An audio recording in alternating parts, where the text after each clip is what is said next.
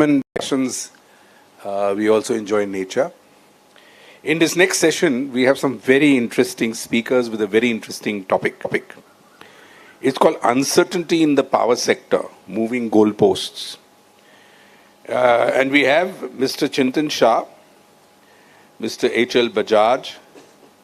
Chintan Shah, for those who don't know, has been the Director Technical in IREDA, Indian Renewable Energy Development Agency. And before that, I've happened to have known him for a long time. He's been one of the, if I can say the word, actually English is a terrible language, but one of the real guys who've been pushing renewable energy in India. And I think he's done a great job there. Mr. Bajaj is, amongst other things, the former chairman of CEA and a regulator, and I can go on. Words again will not just describe the man. He's just amazing. He's sitting right here, and I'm so happy he's here. He'll be chairing this session. And of course, Balwant Joshi will be speaking to us without speaking. He's going to use sign language because of his throat. And I want to see how he does that. He's a very brilliant guy. Where is he, by the way? Balwant, where are you? Ah, there you are. So Balwant Joshi is one of the, what should I say, one of the super brains, if I can call him that, in the power sector. Very deep into understanding regulation, understanding law, understanding the psychology, and understanding all the aspects that need to be understood to be a successful consultant. And looking at his background, which is amazing, he has started life in Tata Power, and then he moved on to being in a rating agency and an advisory agency, and then he started his own consultancy many years ago. So I'm going to request all my dear speakers and panelists to join me up on this stage. Mr. Bajaj, Chintan Shah, and our silent speaker, Balwant Joshi. While they come, the question is uncertainty in the power sector, moving goalposts. So, my favorite story in this one is in the state of Maharashtra. We had a open access surcharge of around 80 odd paise, from what I remember. And the Act very clearly said that the surcharge needs to be reduced as you go along. But to my pleasant surprise, the surcharge has been rising. And so therefore the goalposts for open access kept shifting. And there was one point where all the surcharges and all the additional surcharges, and then we also got the electricity duty of Bombay 1959 amended for open access as well. So at the point of exaggerating a little bit, if the cost of electricity was 3 rupees, the charges were another 3 rupees. That became 6 rupees. So it became very difficult to do an open access transaction. And the whole idea was the DISCOMs didn't want open access. They don't like fellows like who want to do open access, and they don't want to lose paying consumers. I don't know the latest numbers, but the spirit is the same. Kuch bhi karo, open access nahi hona chahiye, because you lose paying consumers. So you have to make it extremely difficult. Then there was this other time where one particular distribution company, I think it was Orissa, sent a message to a very large consumer that if you take open access, we will not give you backup power. The managing director shared this with me and said, listen, I'm running an aluminium complex here and I have 800 megawatts. Mera backup power nahi hoga to mera dukan band ho jayega, and this is a telephonic call, nothing in writing. Another DISCOM decided that, I think this was Karnataka, if you take open access from anyone, then your tariff jumps to 10 rupees 30 paise for the balance power that you take from the discom. So we will penalize you for taking open access. And this was about 5 or 6 years back. And that, of course, was struck down by the Regulatory Commission. But the fact of the matter remains that there's this constant desire of the discoms to make sure that you don't have open access. And so much for market development, so much for markets. Another development on moving goalposts was, again, this is subject to debate, is my friends who have come here from the power exchanges. I'm still to figure out how you regulate somebody who is not a licensee. Can an electricity regulator regulate Indigo? Or can he regulate somebody else? Or will he regulate only those who he has given a license to? Because when the regulator gives you a license, he puts on his conditions that this is what you have to conform to. But the power exchanges never were licensees. And so under 66, we have lovely power exchanges. And of course, the electricity rules, or whatever they're called, 2005, clearly said that exchange of power will be through a transparent mechanism. But now we have these algorithms and market clearing prices, and I'm sure Mr. Soni is going to at some point tell us what potential malpractices could or have taken place in this scenario. So it's interesting. You have people who are not licensed but are conducting business, and those who have license are not allowed and are paying 30 lakhs, 40 lakhs every year to CRC, are not being allowed to do business because they want to do open access or they want to do things. Everything is now routed through the exchanges. So there is, in the last, 10 years, there's a steady trend to move away from bilateral transactions to exchange-based transactions. Now, what is the problem with exchange-based transactions? They're not transparent. Nobody knows the algorithm. Nobody knows what is the way these pricing is discovered. They tell you, but it's not verifiable per se. But fine, we are very happy that we have them. And then the other thing is these exchanges are private. They are not owned by government. But all government entities are very happy and comfortable thinking that they are dealing with a government exchange. So there are these shifting goalposts, there are different scenarios and challenges and nuances taking place where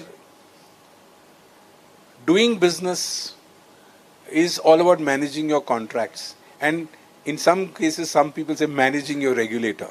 Okay? So if you can manage your regulator, you're in good shape. Now, I've got a very interesting panel here of Mr. Bajaj, who has a tremendous amount of experience, and he's made a special effort to come here, and we are very happy. We are celebrating his contribution to the power sector. And of course, he has held very important portfolios in the past, and he'll share his experiences. And of course, Chintan, I've already introduced, is tremendous, and Balwant is one of the most amazing superminds in the power sector, and a dear, dear friend, and both of them have been very kind in supporting IPPI. I'm going to hand it over to Mr. Bajaj so that he can chair this session. You can sit there, sir, if you want. No issue. Okay. There's a mic? No, I'll just stand for a couple of minutes. Okay. You want to go there? Yeah. Would you? Sure. Please.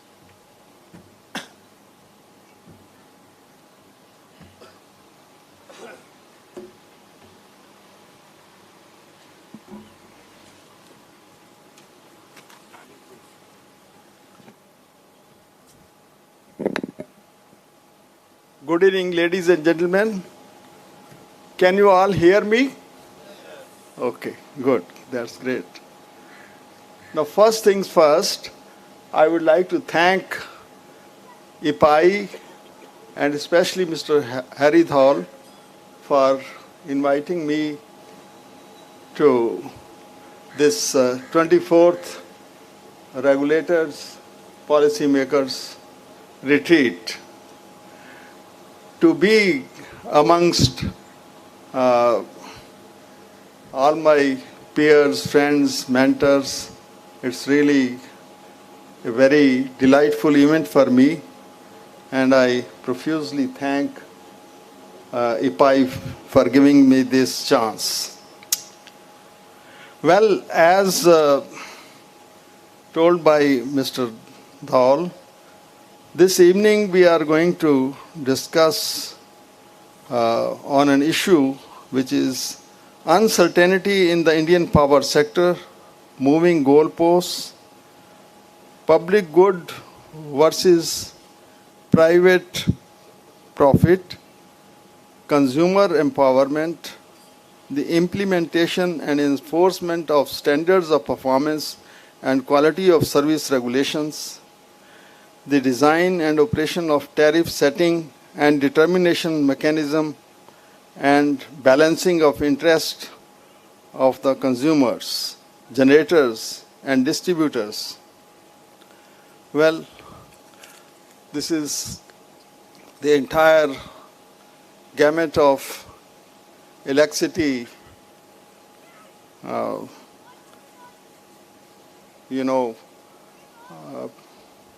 value chain that there's nothing left if we are to talk fully on this topic. And I'm fortunate in having on the panel two of the doyens of power sector, namely Mr. Chintan Shah and Mr. Balwant Joshi, who are both very dear friends of mine, and I'm sure they're going to cover the topic in very elaborate and able manner. Well, talking of the uncertainties, I, having been personally associated with the formation of the Electricity Act 2003, most important thing that comes to my mind is that the original Electricity Act 2003, which came into being on 10th June 2003, had envisaged that as far as the cross subsidies are concerned, these will be gradually eliminated. And a couple of months later, we have an amendment which eliminates this clause of elimination of cross subsidies altogether. Now, so much to say about the uncertainties in the sector. So you can imagine the plight of all those who would have invested monies, who would have hoped that under open access they would be able to sell electricity to industry and all that, and so on. Well, today we are at about 420,000 megawatts generation capacity and the third largest in the world. Our per capita consumption is unfortunately only 1/3 of the world average, and therefore we can see how far we have to go. Now, as far as the standards of performance and quality of electricity and supply services is concerned, Section 57 of the Act requires ERCs, that is Electricity Regulatory Commissions, to specify standards of performance of a licensee. If a licensee fails to meet specific standards, licensee shall pay compensation which is to be determined by the regulator to the consumer. So, very good clause, but the question is, first bringing out the standards of performance and then implementing these. And that can only be done if you can measure various performance parameters, like what a consumer of electricity would expect the licensee to ensure. That is the continuity of supply, so there should be no or very few outages. And if at all some outage has occurred, electricity should be restored within a reasonable time. If a consumer wants electricity and he applies for a connection, he should get the connection within a reasonable time. And if he wants this connection that is no more required, then within a short time, his connection should be disconnected. So the performance can, if the regulators specify time limit for each of these, and it is measured preferably online, and in case these standards are not met by the licensee, then the licensee is supposed to pay compensation to the consumer, and this should also occur automatically.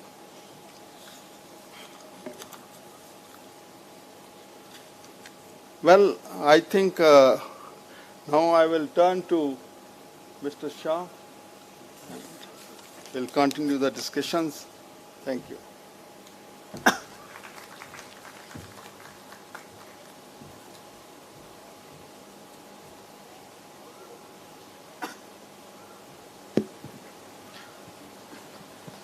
Thank you. Talking about uncertainty, let me essentially try to give the disruption or the uncertainty that renewables is getting created. Just not in India, it's practically across the world. First is the basic economic theory. Now renewables, when started coming in, essentially the mainstay used to be the thermal generators across the world. The pricing of the thermal generator keeps on changing every year based on variable cost. Fixed cost is known from day one. So if somebody wants to have a 25-year contract on per kilowatt hour basis, no thermal units can give at a fixed price. So that was the first disruption renewables brought in. Because renewables can, but the only cost is the finance cost in a renewables. There is no fuel essentially, and OMS cost is negligible, 2-3%. That's the variability. So renewables started offering fixed price contracts, just not in India, across the world. So that was the primary disruption. And that's one of the reasons that in India also now, a lot of CNI consumers who wants to procure renewables is for stability of energy prices more than the economics. Because then as a manufacturer, I would like to have a stable product or stable raw material price. That's my wish list. So that's why a lot of metal industry also go for a captive mines. Why? So that the mines are under my control, I can essentially project my costs in the future. Now, most of the process industries where essentially 30% of the operating cost happens to be electricity, they are the first one to go for renewables, either under open access or a captive route, whichever they may be.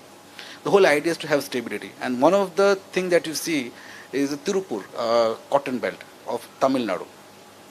They are competing with China in the global market. Why? Almost everybody in Tirupur has got a captive windmill. That has been amortized 10, 12, 15 years back.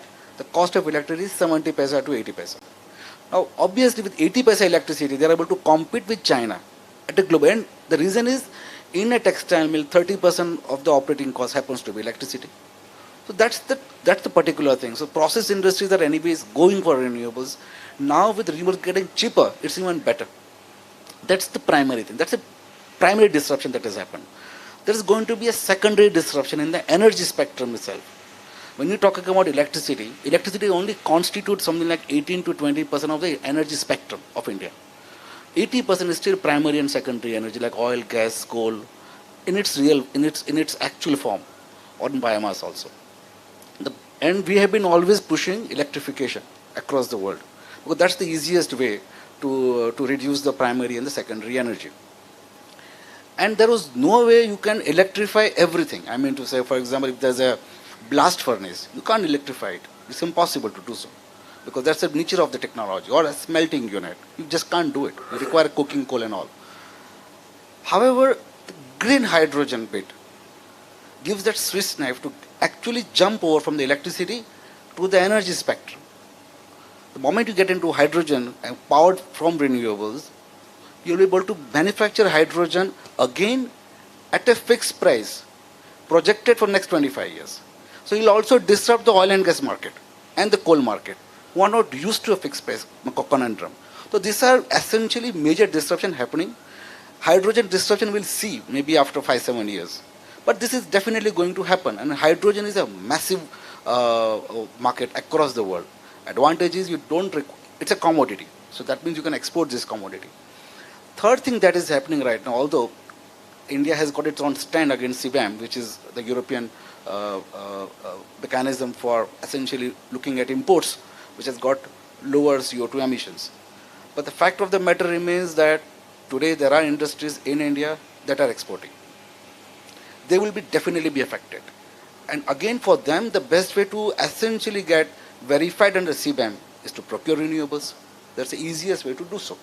And obviously, whatever the geopolitics between EU and India would be, businesses can't stop. So businesses will continue as it is. So this is going to happen.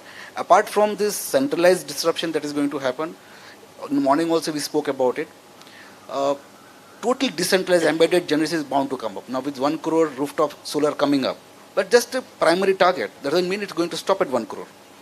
It's a primary target within 3 years. And if it gets successful, maybe there'll be 2 crore rooftops. Who knows? And we are not talking, and we are still silent about CNI rooftop. We're silent about utility rooftop. So there's going to be a massive expansion. Just to give you a small example, there are 8 million MSMEs in India. 4 million registered, 4 million unregistered. Of these 8 million MSMEs, about 20% MSMEs are manufacturing based. The rest are services. These 2 million MSMEs have an average connected load of 200 to 300 kilowatt. Ideal people to go for a rooftop solar or a ground mounted solar because that actually hits them the most. A smaller industry, the power cost is almost 40 to 50% of their operating cost. Now this market technically is untouched today because most of the MSMEs, they don't have a good balance sheet. They will not fit under RESCO. They will be definitely going for pure captive. Total market size is 35 gigawatt as we speak right now, only for MSMEs. And these MSMEs are growing. Today 8 million MSMEs is going to be 16 million or 20 million in the next 7-8 years because of massive manufacturing that is coming up in India. So you're talking about a 70 gigawatt market only of rooftop or ground mounted of MSMEs. Now obviously this is not happening today is because of lack of financing. Because large projects do get financing. Housing, residential rooftop can get financing from the housing finance company. It's the MSMEs which don't get easy access to finance. So the moment this credit gap is filled up, you will see another 70 gigawatt happening minimum of the next 7-8 years only on MSME area. So, and it is pure on economics. So these are the various things that are going to happen in renewables. There's no doubt about it. We'll have to see that how hydrogen is getting unraveled. And third thing that's most important, one more thing that renewables has got is, because it's a fixed price contract, it's possible to essentially set up the entire project based on dollar financing, both equity as well as debt. It is happening today also, but then you have to go for a hedging cost. If you don't go for a hedging cost, you can reduce the electricity cost by another 60%. Now the question is in India also, there are industries which are exporting. They have a natural hedge on dollar. Maybe in future, exchanges might start offering dollar-denominated exchanges, clearing houses. What will happen is the generator has an open hedge position. The buyer of the electricity also has an open hedge position on the dollar side. Settlement happen in rupee only, but nobody has to go for a hedge. And this cost will also reduce to about 60%. This is again unique about renewables. It's much better for hydrogen also because hydrogen, the end commodity, is any case dollar linked. Be it coal, be it oil, be it gas, be it ammonia, be it methanol, anything. So these are the major disruptions going to happen. I would rather see that this entire century is going to see such disruptions. What oil and gas did couple of decades back, what coal did in the last century itself, renewables is going to do this in the current century. So, would you like to expand your thoughts, which you shared with me offline, on how hydrogen is expected to come in India, green hydrogen, and what are going to be its impacts? How much of it will be ammonia? How much of it will be hydrogen? How much of it is going to, how it will affect road transport? How it's going to affect power production? How it will reduce our potential consumption of coal, import of coal, etc. Can you just share that thought? Yeah, a couple of places, like, it's all public knowledge now, because the major consumer of hydrogen at this juncture happens to be the oil refineries for the methane reformation units, and also fertilizer, because they use ammonia. And ammonia being the raw material and for the fertilizer. These two things are anyway going to the first take up of hydrogen. The third happens to be coking coal in blast furnaces. There's already a technology now by ThyssenKrupp, and China has already started manufacturing it, where essentially you replace the coking coal with a synthesis gas, CO plus H2. So the blast furnace, which is using the coking coal, and coking coal has got two needs, I mean to say, two functions. One is obviously give that heat, and also fix the carbon in the iron, so it becomes steel.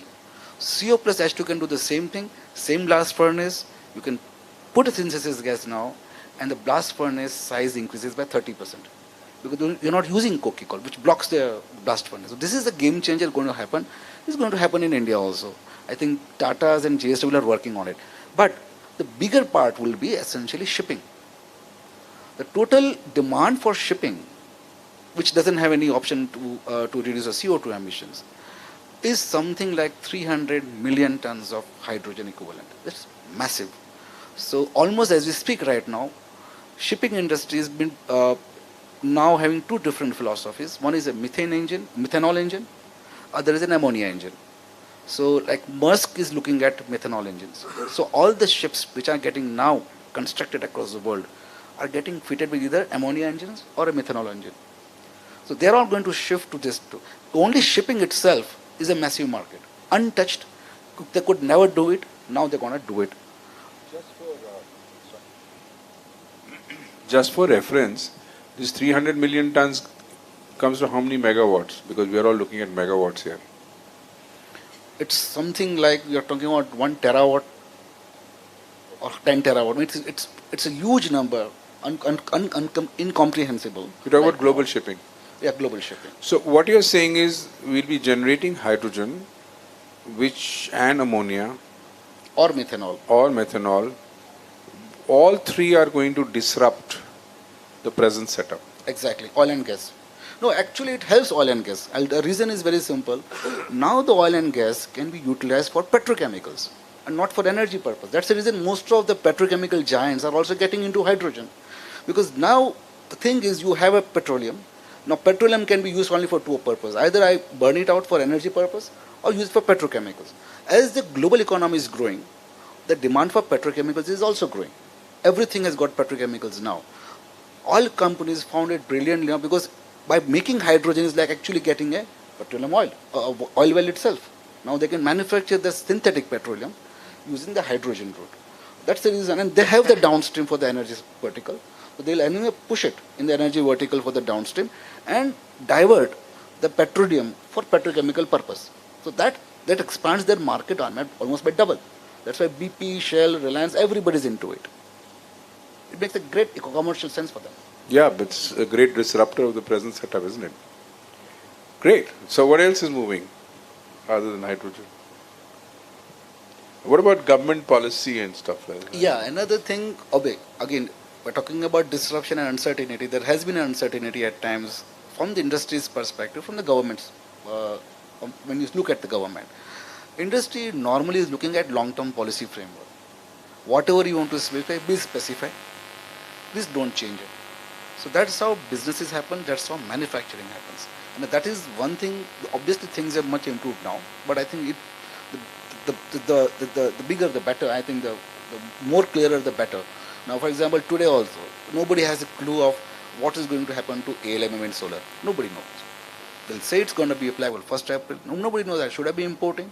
Should not be importing. Come again? Should I go? What are you talking about? Okay, there is a policy of the ministry called ALMM, which is approved list of models and modules and models manufacturers.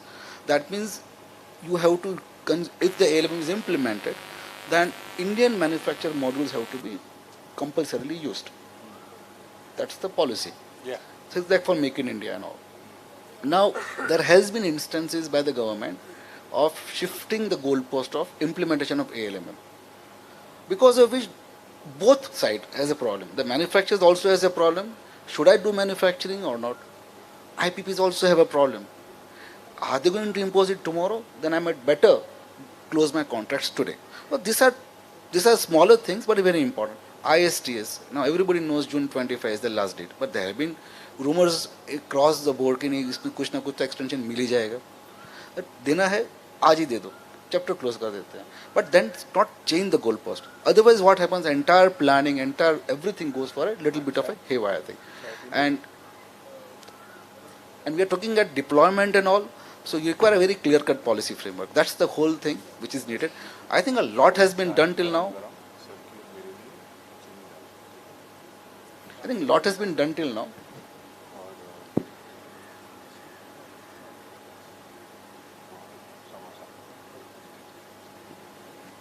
A lot has been done till now, but I think there is always a room for improvement in everything. And another thing, smaller things, smaller matter takes hell of a time in litigation. For example, simple सी बात है, bidding has been done. You have to just get it adopted by CERC. CERC actually goes for a hearing. It takes time to actually brought out the order. I think what's the option? Any case, it's a transparent bidding under 63. Bidding guidelines have been notified. And the bidding has happened. LOI has been issued. PPA has to be adopted. And rate has to be adopted. But this actually creates a problem. So projects get delayed. So these are smaller things, but that's okay, I would say. So that's very important, That's what Mr. Suresh Prabhu used to say, that we have made an act and now it is time for all of us to act on the act. There are beautiful clauses available, and unless these are implemented, there is uncertainty will continue.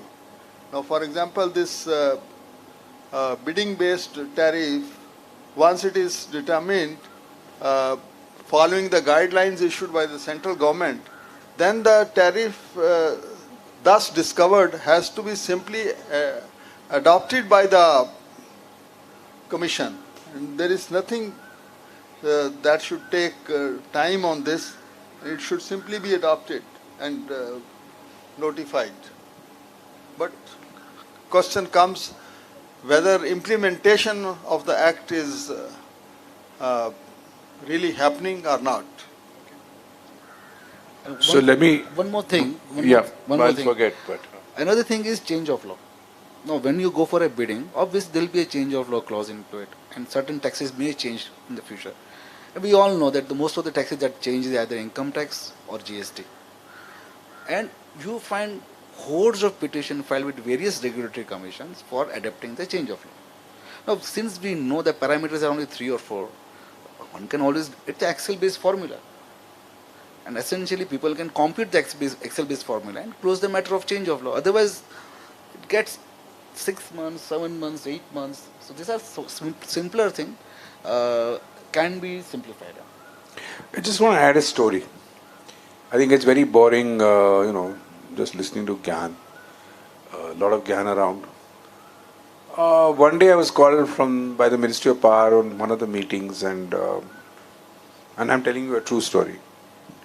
So Secretary Power said, Harry, please come over, I want you there. So this was regarding a Supreme Court order regarding the fluidized desulfurization, that all these thermal projects have to have that FGD. Yeah.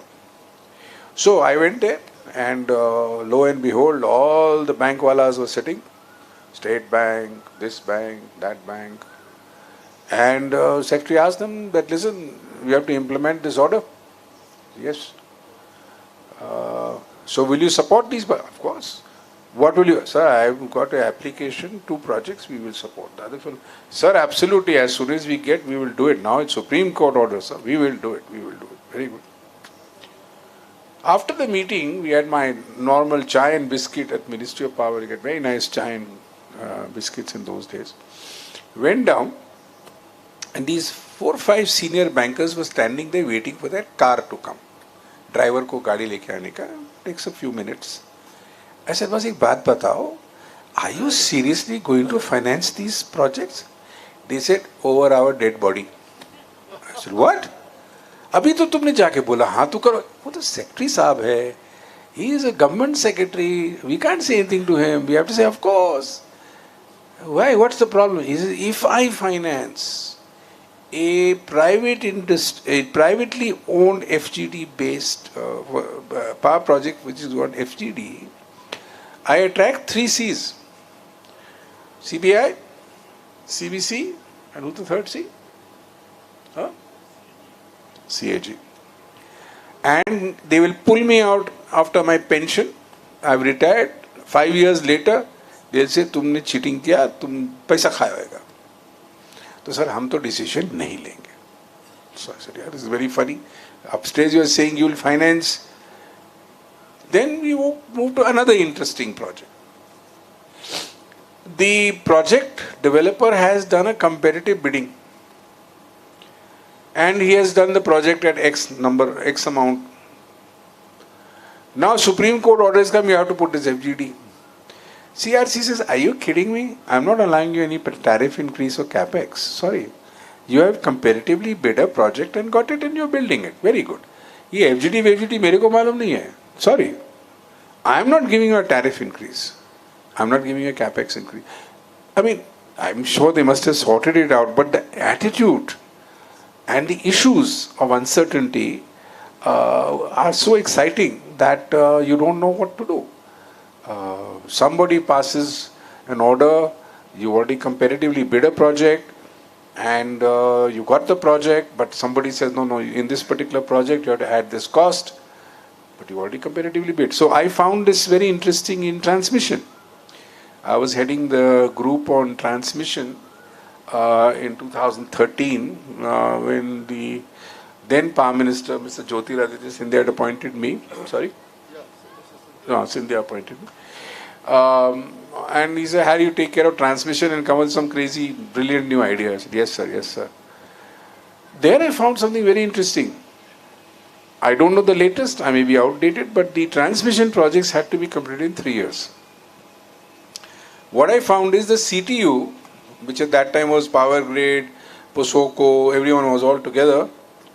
When they would go to the district collector's office, they would get their clearance in 5 minutes because there is a special provision under the Forest Act which says that CTU gets open access and will get his permissions. The private fellow takes 4, 6, 8 months to get that permission for right of way. And then what happens is the project gets delayed.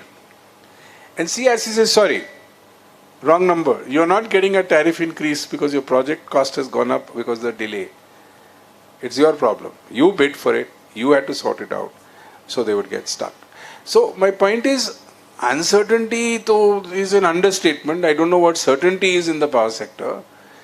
Maybe the only certainty I see is that the DISCOMs don't have money or will continue to not have money for some time to come. But uncertainty is, you have to manage these goalposts, the shifting goalposts every day. Every day something new comes up and somebody comes up with some theory and you have to turn around and say, okay, let's find a solution to it. So as I said, you have to manage your contracts in India. I was telling my American friends who had come and said, how do you function in India? I said, you have to manage your contracts. It's a constant, like a boxing match. You're constantly moving around in the ring. You can't sit still and say, mere paas project aa gaya, that's the end of the matter. That doesn't work. Anyway. Just a word, since you have mentioned about FGD. FGD is flue gas desulfurizers. Okay? And of course, Supreme Court mandated it, but the requirement of FGDs has been studied by CA, and they seem to have different views. Please correct me, Mr. Verma or Mr. Rakesh Nath. You can correct me. So this is a global FGD manufacturers lobby which pushed in India about the mandating the FGD. So just a word of caution there. So now the lobby has moved our Supreme Court. God knows next क्या होने वाला है. Anybody now? Balwant, you want to whisper a few thoughts? Balwant is going to whisper because his throat is gone. Good evening, everybody. My throat is really bad, so hopefully it will reach it to you. First of all, thanks, Harry, for inviting over here. Looking at the title of the session, what is moving the goalpost? Public good versus private profit. I think these two parts don't go together. And if I have to start for the second one, that is public good versus private profit, I think I will have to start with a famous dialogue from one of the prominent politicians. You switch on the electricity bulb and money goes into someone's pocket, right? And I don't want to get into that particular debate over here. So coming back to the first one, that is moving the goalpost. If we see the power sector, like while Harry has affectionately called me Doyen, I am really not. Real Doyens are sitting over here in the audience. Krishna ji, Suni Saab, Alok Kumar Saab, Dr. Dev sir. You have seen the sector for much longer than me. But what I see, moving the goalpost, I think somehow we harbor a negative mindset about the developments that are taking place. Is it really the moving goalpost? And I will try to look at it from the four sectors, four areas which we try to talk about over here: generation, transmission, distribution, renewables, and trading. Let's start with distribution. That is the most complex and with most number of problems. I don't know how many announcements which I have seen of electricity for all in the last 30 years. But finally it happened, right? Largest number of consumers, or at least all willing consumers, have got access to electricity. There may be still 2-3%, 4% people without access to electricity. But large number of people, either through Saubhagya scheme or whichever scheme it may be, we have been able to manage to electrify. Whether everyone pays, it's certainly not. And that's the kind of problem for the sector. But it's not a moving goalpost. It has been achieved. We are looking at now improving the quality of service, reducing the interruptions. We are trying to put the penalties on the distribution company on unwarranted load shedding. If I have to go a little bit further, there are regulations which are coming in, whether resource adequacy, wherein there is an attempt to quantify loss of load probability, cost of energy not served. So I personally don't think it's a moving goalpost, at least in distribution. Viability of the distribution company, whether the money is available with them, issues, I would put it a half resolved. There have been some changes. We can certainly see a lot improvement in the financial status. Are they financially viable, profitable? Certainly not. Coming to the transmission, I think we were talking about, in fact, one of the area where we have seen the maximum transformation, I would put it as a transmission. From the fragmented grid and with no ability to transfer power from one state to another state, having one integrated grid with one single price. One single price means there are no bottlenecks, right? Is something amazing. Where is the moving goalpost here? We are putting up more green energy corridors, more capacity. In fact, among the many experts which I have spoken to, there is a worry about over-investments, overbuild in the transmission sector. Coming to the generation sector,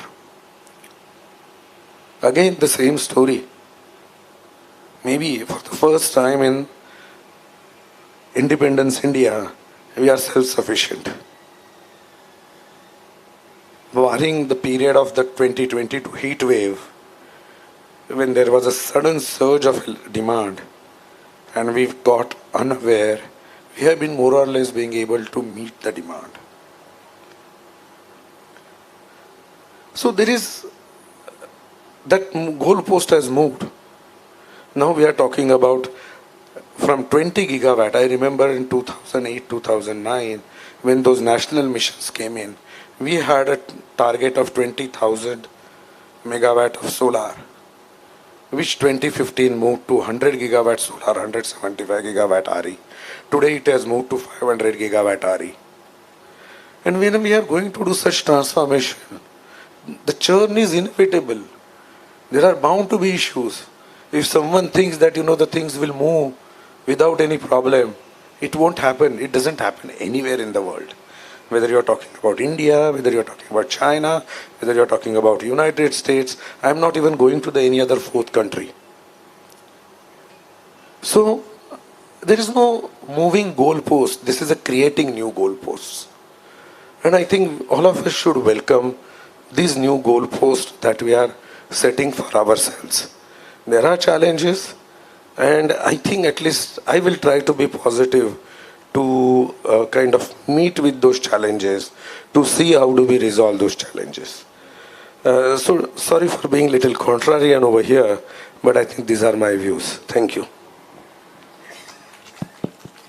Thank you.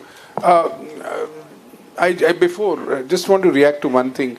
The concept of public good versus private profit came from way back in the 90s when we were initially having these debates, and the issue then was, and I'm talking the time when Mr. Not Rajgopal, Mr. Abraham and all were around, and the problem was the bureaucrats had a problem in signing off for a private project at that time, right? Because something which is for public good versus something for private profit. And we were moving from a socialistic structure to a market economy. At least that was the spirit. And so in doing that, the challenge we faced was, how do I as a bureaucrat sign off on something for a private company without being asked questions? And that is something which was one of the primary concerns that came up. Okay? And yeah. So that's where it came from, Balwant. I mean, I just wanted to tell you why we kept it in the topic. And I'm glad you said moving goalposts, because goalposts are moving in the right direction, which is good. It doesn't have to be negative, it's positive. We've got a lot of things we've achieved. A single grade, for example, we've achieved a hell of a lot, and I think that's a good thing. Balwant? Yeah, I think I take your point. Public goods versus private profit. We have been talking about it for now nearly 3 decades, because the secretary which you mentioned was, I think, in late 90s, he was the secretary, right? So, yeah, I agree that, that was the issue at that point of time. No doubt about it. Electricity was considered as a public good. Is it today the same way? Frankly, I don't think so. Okay? And if it would have been the same way, whether the private sector would have come in such a big way. Today, 40% in the generation is private sector. Renewables is more or less private sector. Even in the conventional thermal based generation, significant is private sector. If you talk about the transmission, which was probably 4 years back 98% owned by public sector, I think today it must be 90%. Every new transmission line is bid out, and Power Grid has to really fight it out to be able to win that in the competitive bidding. So I think the perception is certainly changing from the public good to the economic good. And this transition in a democratic setup that we have and the kind of political turmoil that we had over last couple of decades, I think is bound to cause friction. And I think it is inevitable in our kind of a setup that this friction would occur. Some of these subsidies, I'm not saying these are desirable, and I'm certainly not saying this should be continued. But I just came across, one law which was passed recently in California, which has legalized theft to the extent of certain dollars. Okay? Because they feel poor people have got right to do that. Okay. So, is the US a market economy? Are we talking about a public good versus private profit over there? I'm sure a lot of you would have seen the videos of lifting items right, left and center from some of these department stores, and not necessarily at gunpoint, because at a gunpoint is a robbery. Okay? So I think this would continue. I don't see there is a way out or there is any solution to this problem. Well, I think talking of the subsidies and cross subsidies, one thing is certain: unless we make the power sector self-sustainable, it cannot go on for a long time. Right now, what we see is there is a competition. Some state is giving 100 units free, another 200, and then 300. Where will it stop? And how can the sector be sustainable unless these subsidies are stopped and cross subsidies are reduced or eliminated? One correction I would like to make. I was talking of FGDs.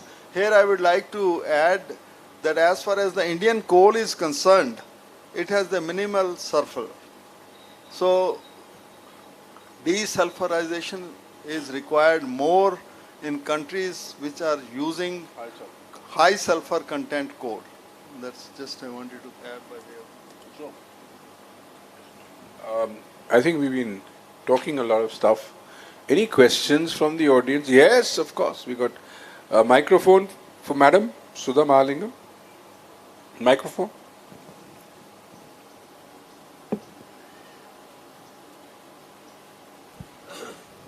There.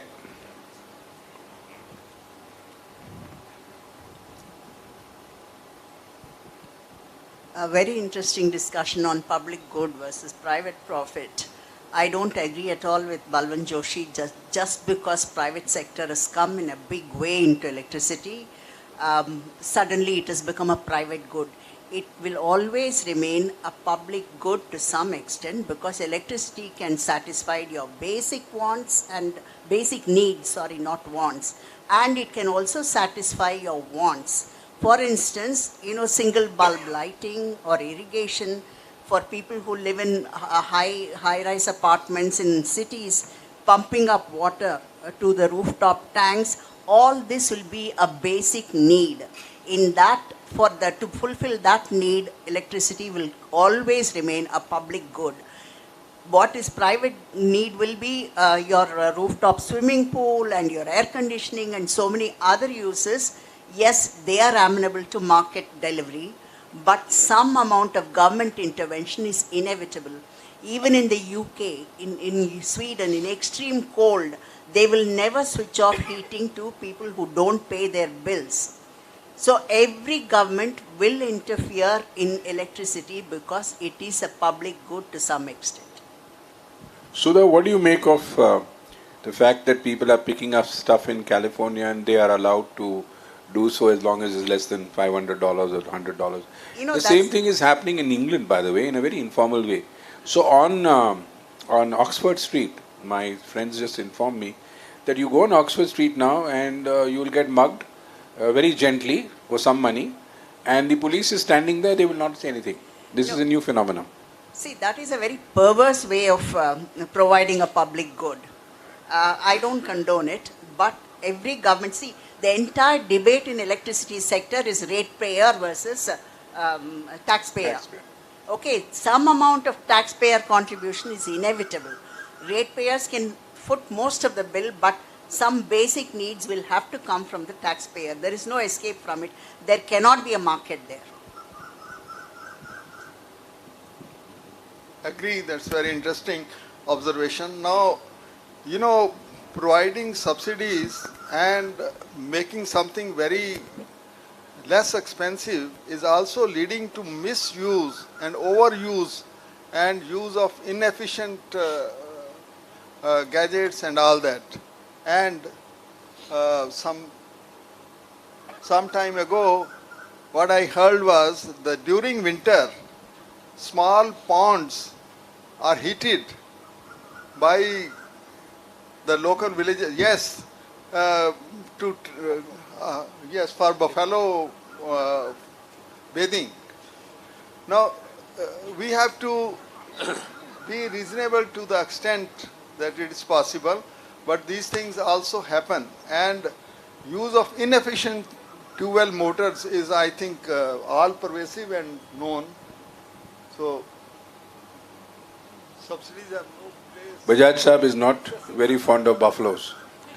That's very clear. I am. And from the point of view of the buffalo, sir, वो गर्म पानी ठीक ही था sir.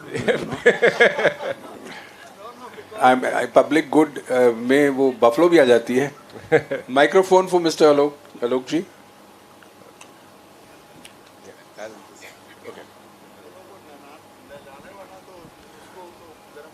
बिल्कुल चाहिए sir. This is to Mr. Chintan Shah about green hydrogen. I am not as bullish or optimistic as you sounded. There are two issues come to my mind. First, let us have enough renewable energy to use as electricity. That is better and more cost effective if you see the efficiency losses in converting green hydrogen. And secondly, for a country like for India, green hydrogen ramping up looks pretty difficult without the obligations, and I don't see obligations coming soon. So government subsidies will not be able to do that scaling up unless until you impose obligations, which will increase the cost of fertilizers. So my take is that let us first focus on producing adequate renewable energy for use as electricity, which will be very efficient and much more beneficial to the whole power system, whole energy systems. I'm not able to really see much value in this hype coming too much and too soon. My take is that it will be beyond 2030 on any reasonable scale. First, let us do renewables as electricity. So what do you make of the fact that, I mean, as you rightly said, you are not very optimistic about policy. What do you make of the fact that solar energy is only for 6 hours? I mean, how do you provide 24/7 power? The sun doesn't shine at night at the moment. No.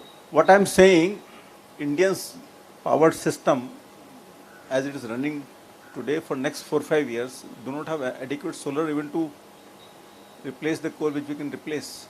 So do we divert electricity, solar from this use to green hydrogen? We need much more solar per year to meet our power system needs.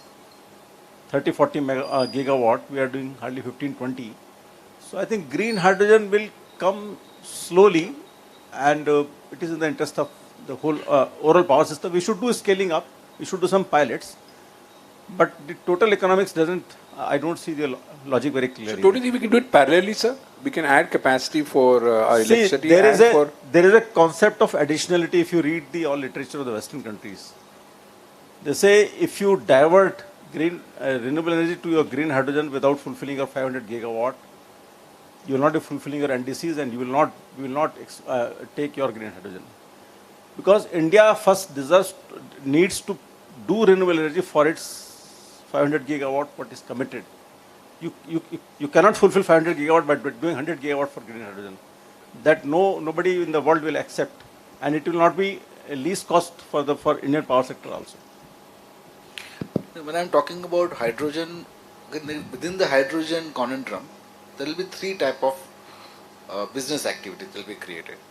One essentially would be like a tolling model, or essentially I'll set up the electrolyzer plant and the ammonia plant. So you give me electricity, I'll make hydrogen and ammonia and give it back to you. That's a tolling model. That means because the expertise required to make ammonia and electrolyzing is very different from putting up an RE project. So there are people who will be only setting up RE project. In any case, they are going to produce electricity. They will supply this electricity to this tolling station where they get the ammonia back. That's one particular model. The other model is centralized, like for example Reliance and Adani is planning to do. But essentially they will set up the plant and they will also set up the electrolyzer unit, all integrated in one all in one together, and do the entire thing. It's a co-located plants. That's what the second agenda would be.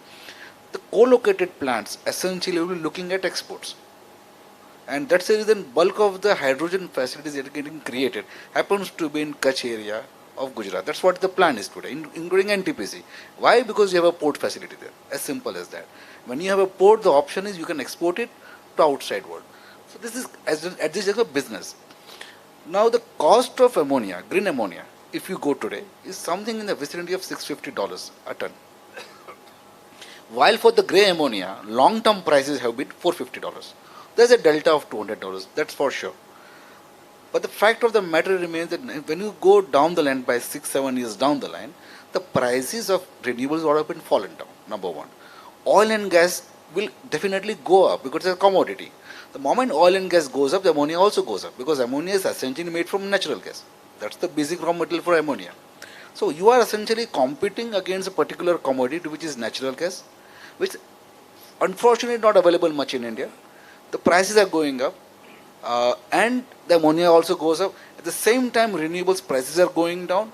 Ammonia linked prices will also go down. So time will come by 2029-30. Microphone please. क्यों लेके गया mic है sir के पास रखो. 1 sec sir, we'll take you on electronically. Will you export cheaper ammonia and cheaper hydrogen by waiving your transmission charges and burdening your discoms and raising your consumer tariffs? That is my question. Say you don't look at the hidden subsidies for producing cheaper green hydrogen. And you sit in the G20 discussions, they'll say that why should you export green hydrogen? You first fulfill your emission reduction targets. So I say export markets are also very, very shaky. So, and again I will repeat, if you see the overall energy efficiency in the system, it is better to use renewable energy as electricity rather than losing 40% and convert it to green hydrogen. No, there is no doubt to it. Renewables 500 gigawatt for electricity purpose, we are talking beyond that right now. We are talking beyond that. Because these are the different economies that will happen, and the advantage with that is India can play a major role at a geopolitical level. Otherwise China is anyway going to play. So whole idea is now you have to compete with China. Even Saudi is now planning to do so because this is the way forward. There's no doubt about it. Advantage with India is that our setups are ready today, our platforms are ready today, and the overall global fund managers are sold out on the Indian story. I would not like to prolong. Only thing is that developers should not ask for free banking and free transmission charges for making green hydrogen. So don't bank upon No, discounts. it doesn't happen there. No, that is what being asked by the developers. I know, but the developer doesn't know. That is not going to work. But what the developer doesn't know is by 2027 or 2028, the regulations that are getting framed for green hydrogen will only allow 15 minutes banking. That's it. So it has to anyway go out. Mr. Soni. So let me try to shift the goalpost first. Mr. Chintan mentioned that we had conventional generation which was Can you bring your mic closer? Conventional generation, which was flexible and all such things, and then the entry of renewable and as a fixed tariff. Now this fixed tariff is a volumetric tariff. We could accommodate to some extent because we had a major share of conventional generation. Now if we have 500 gigawatts of target, do you think we can continue with this volumetric tariff or go back to multi-part tariff of renewable? Because after all, marginal cost of renewable is zero. So putting the entire fixed charge as the energy charge and then getting into all sorts of problems, what's your view on that? And we should shift the goalpost as quickly as possible is my view. Yeah. So as far as renewables is concerned, renewables can sit into any sort of a tariff framework. Because since that's the only cost is the finance cost. If it's going to be a telescopic tariff, the financing structures have to be evolved accordingly, which is quite easy. Or if you want a two-part tariff, you can do so also. The advantage on the pricing part, renewables is totally flexible, which is not true for the thermal because of its nature of the nature of technology itself. So this is very much possible.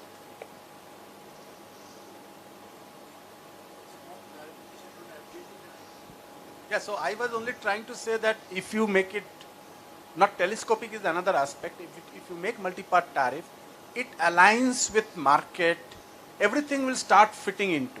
Otherwise at present we are trying to juggle with negative pricing which worldwide also everybody is facing. Since we have 500 gigawatt, we must shift the goalpost for renewable tariff design. Thank you. Noted. Varmaji has a question. Microphone, please. Thank you.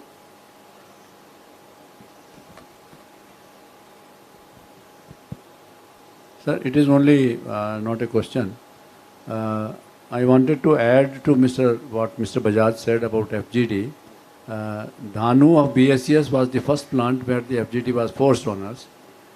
Because Supreme Court has made a committee based on the chiku growers in that area, and they said that the chiku growing is affected and therefore FGD must be installed. We studied this plant and then we found that the emission level of the sulfur dioxide was the lowest even as compared to the Japanese power plant who have installed the 90% FGD thing.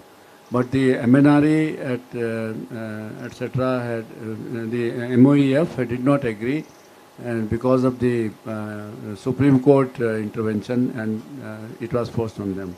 Later on also, because of the MOEF framed regulations, and because of some pressure from maybe from the FGD manufacturers, and our regulations standards were changed, and we had to install this FGD on all the plants.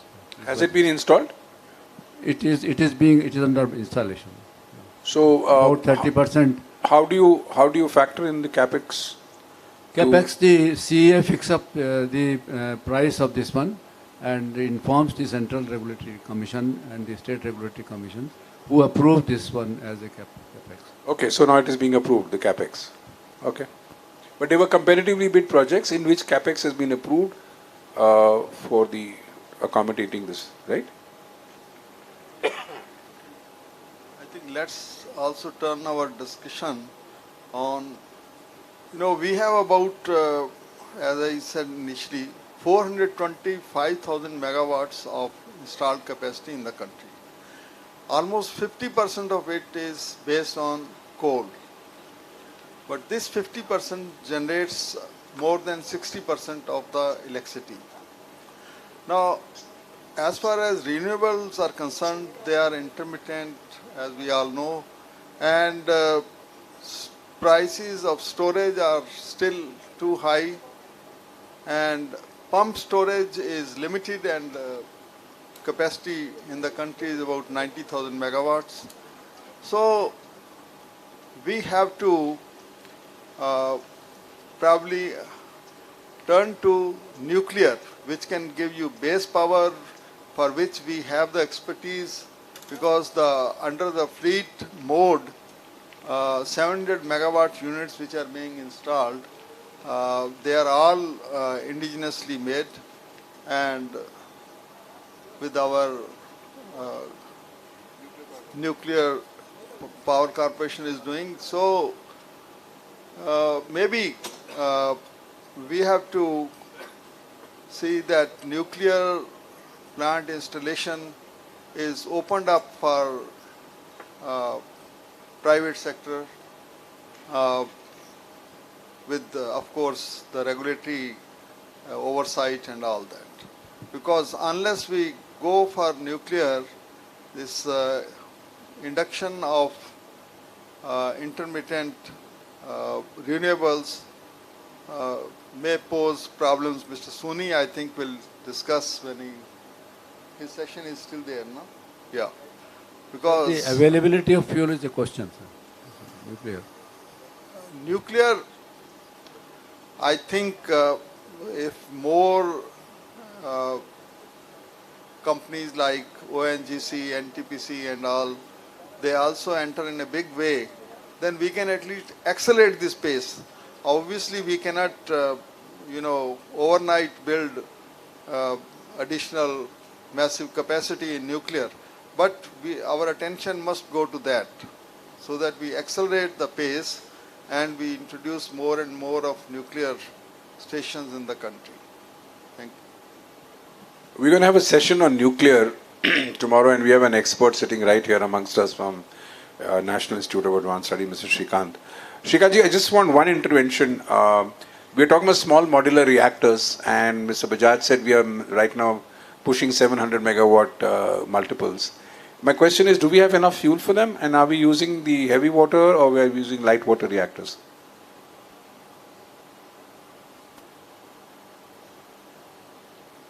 Mr. Cameraman, please sit down.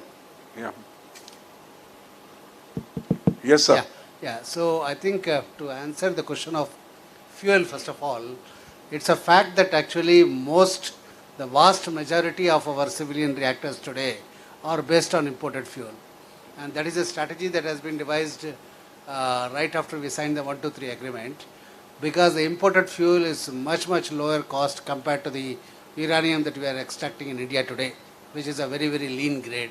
And that is normally reserved for strategic use and for a few reactors in Kalpakam, in Kaiga, and I think 2 reactors in Tarapur. So therefore, all our fleet program mode, everything is based only on imported fuel. That is a decision already taken, because we have already placed the upcoming reactors, including the ones that are coming up in the fleet mode, under the international safeguards. So therefore, that is a fact that is already there. Are these heavy water or light water reactors? The fleet mode is all heavy water reactors. Or with the ones in Kudunkulam, they are, because nobody in the world installs heavy water reactors anymore. They all are doing only light water reactors. So even Canada, which is basically where we got these heavy water reactors from, for the latest and newest plants, they have gone in for light water technology. So we are the only people who are using heavy water. So what will happen to nuclear fuel disposal? I mean, I'm sorry I'm asking tomorrow's question today. Okay. What's going to happen to the fuel if you're using light water reactors? You can't use it again. No, you can use it again. See, what has happened is the US actually, they are storing the fuel, used fuel in the reactor itself, in the reactor premises itself. They are storing it for, I think, more than 30-40 years. They have been storing the fuel inside the plant itself. In India, we have got a closed fuel cycle. So therefore, we have the proven ability to basically extract as much of the useful material as possible. So what is left over is much less. So I think that will continue. So therefore, that process is not going to stop, because that's a very efficient process. But the problem what we have today is, we do not have any reprocessing facility under safeguards. Though the 123 agreement permits us to reprocess the fuel, we are now importing more and more fuel, but we are not set up a national reprocessing facility under safeguards. Whatever is available today is not under safeguards, and therefore the imported fuel cannot go there. The 500 megawatt this thing in Kalpakam that we have, the fast breeder reactor, what's the situation there? Isn't that helpful? Isn't that under the safeguards? Okay. No, that's not under safeguards. Nothing in Kalpakam is under safeguards. Can I get back to solar? Like in nuclear tariff, there is a decommissioning tariff included. See, if you're going to have solar panels, 500 gigawatts, Are we also thinking of decommissioning 30 years, 25 years? I believe Chinese panels are only 10 years, they pack up. So maybe Indian panels will pack up in 20 years. What are we going to do with the voluminous panels? Where are we going to send them into outer space? And what We're kind sending of them back to cost? China, apparently. No, no, if it is Chinese, if you're going to make it ourselves, where are we going to dump these panels and what's going to be the cost? Will that also be included in the tariff, which is, you say it's only financing cost and zero cost otherwise? So what happens to Chintan solar is waste? answering that question. Today, you can at least recycle 80% of the module. Today, you can extract back all the metals, silver, mercury, as well as the panels and all. There will be about 20-25% which are the semiconductor waste. You can't do much about it, but that's a fact for the entire semiconductor industry. So recently only, I think MOEF has brought down a regulation for recycling and decommissioning of solar panels, which is under study right now. The methodology will be adopted by MNR in a couple of months or so. So it will be very, very clear. There's going to be essentially a responsibility of the power generator for the disposal of the panels and its recycling. But as of now, the studies I have done indicate that there's very little that is of economic value that can be recycled. And which global company is doing the recycling? 80% seems enormous recycling. So I don't know where So you 80% by weight I'm talking about. So you have the aluminum frame. I think everybody agrees it can be recycled. There's a glass which can also be recycled now. It's a toughened glass. It can be recycled now. Then there is silver paste in it. And there's a mercury paste in it. Can be extracted very easily. What can't be extracted is the cell portion, which is a semiconductor part, where the life gets over. So it has to be crushed like anything happens in the semiconductor chip industry. Same format will be applicable over here. That's for sure. No, it's one thing that you can extract it. Can you extract it economically? Is it a viable proposition to spend money on extraction of this? What I understand is it has no economic value once you extract it also. It costs much more to extract it. Maybe than today, you can sell it. 25 years down the line, I think the scenario will be changed. As I told today, first of all, the question was, can you extract it? Yes, you can extract it. Up to 80% you can extract it. High value items are getting extracted today also, like silver paste. Gets extracted, not a problem at all, because that's got a high value. As we go in the future, I think the technology and the awareness and the compulsion for the extraction and recycling would be definitely in place. The framework has already been laid out today across the world, including India now, for recycling. And this is bound to happen in the future. Okay, ladies and gentlemen, I have to close this session. We are not only way behind time, we are almost way behind a day for the next session. So I'd like to thank this panel. Thank you very much. A round of applause would be in order. Bajaj Sahab, thank you so much. Excellent chairmanship. Thank you very much. Balwant Joshi for giving us his silent and not so silent thought process. Thank you. I am now calling on the speakers of the last session for today. This is on ESG compliance, RECs and carbon markets. We have with us Mr. B.S. Prakash, Head Corporate Sustainability, BS Group. Mr. Prakash, is you around? Mr. Verma, who's going to chair this session. And knowing Mr. Verma, he'll make sure it's well within the time. Mr. Manoj Vyas. Do I see Mr. Vyas here? There you are. Mr. Kishore Bhutani, Universal Carbon Registry. Yes, good. All the speakers are here. Excellent. Varmaji, I'm handing over to you, the last session. Please do finish it early because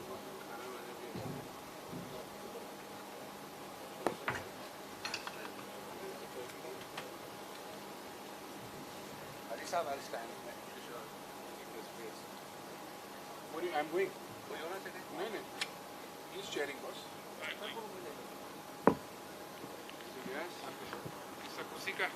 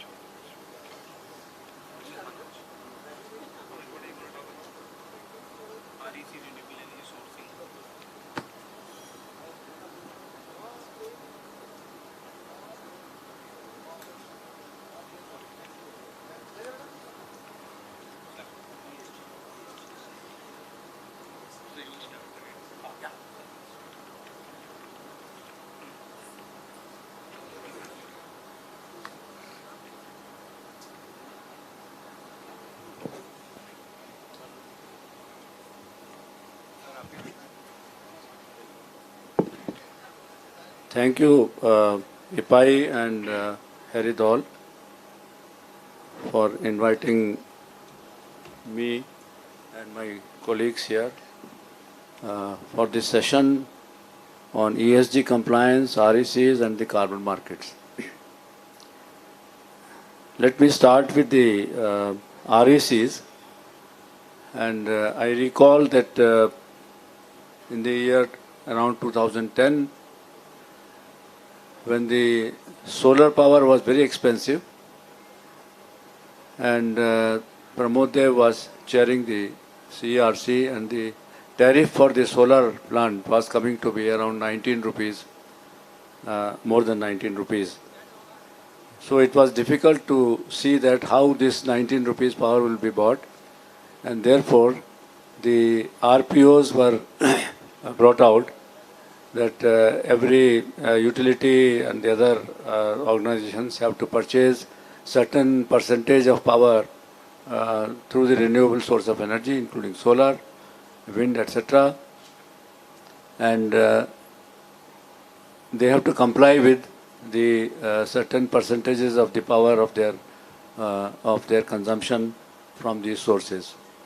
And that is how the RPOs and the RECs were introduced in the manner that 1 megawatt hour of electricity which the solar and the renewable power generators have to sell to the distribution company DISCOMs at a rate which is an average price of the last 1 year's power procurement rate. Only then the renewable energy certificate shall be given.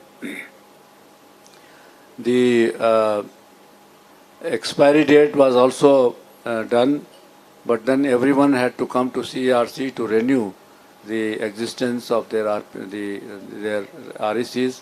And finally, now it is, once you get the REC, its life is there, and any time he can sell the RECs. The RECs were to be sold in the renewable energy market through the power exchanges, and the costs were decided as per the power exchange philosophy. With time, this went on, and now even the penalties are introduced on the DISCOMs if they don't fulfill their obligations of the RPOs. I had my personal viewpoint on this from the beginning, and that instead of RPOs and instead of RECs selling in the market, could it not be a matter of only accounting procedure, and whatever power is generated through the renewable energy sources, we allocate that power during the accounting procedure to all these companies, and there was no question of enforcement of the RPOs, etc. at that point of time. But somehow this has not been agreed to. And still, the DISCOMs, since the renewable power generation is not to the extent of the RPOs allocated to the various consumers, and this thing continues, that they have to pay penalty, or the regulatory commissions have to postpone that if not this year, next year you will fulfill your requirements, etc. Such kind of things are going on.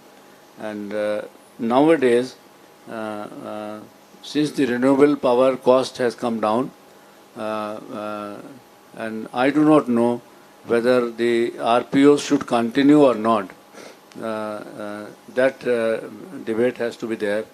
And earlier it was a question of introduction. The state generators and the state discoms are still perhaps not very much interested to buy the renewable power, because to buy the renewable power they have to shut down their own stations, and that fixed charges comes on them, and it appears to be a costly affair for them, and therefore continuance of this thing may be justified. This is on the RPOs. And on the carbon credit, etc., that was initially, again, in the year around 2004-5, there was a pressure, international pressure also, to adopt the technologies which generates least carbon dioxide. And I remember that the Bureau of Energy Efficiency had brought out a document of the carbon dioxide generation from our plants in India. And we were the first to bring out such a document. And then we were fighting that if we adopt a new technology in this country which generates less carbon dioxide, it must be eligible for such carbon credits. And I recall that we were trying to adopt supercritical technology. We were said that you can introduce supercritical technology, but since you are adopting this technology as a routine matter, this shall not continue to get the carbon credits. But initially, they said 1 or 2 years you can do that, provided you are adopting the higher parameters on this technology. That was done. And we had a representative from CEA who went to Minari, and then on deputation internationally to take care of the Indian conditions. That was the situation, but nowadays government has is bringing out a policy which has to be implemented from 2026 about the carbon trading and carbon prices, etc.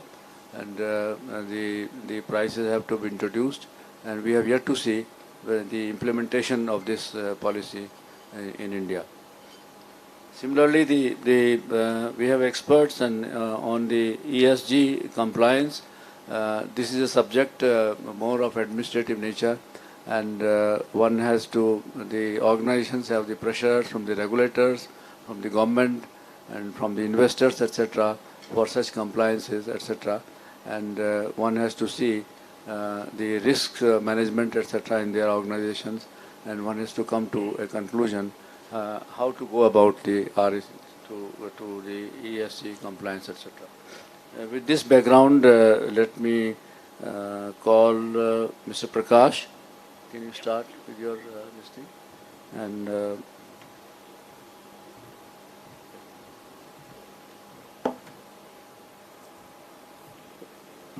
have the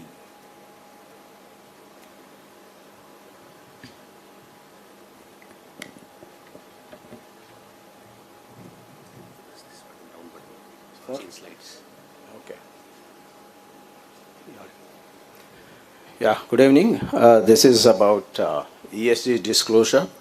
As you all know that, already is outlined what ESG is about. It's about the environment and social and governance aspects. As you all know that in an organization, when products and services are manufactured and delivered to consumers, there is a lot of impact happening on the environment, whether it is from energy, water, and solid waste management, including plastics, oil, etc.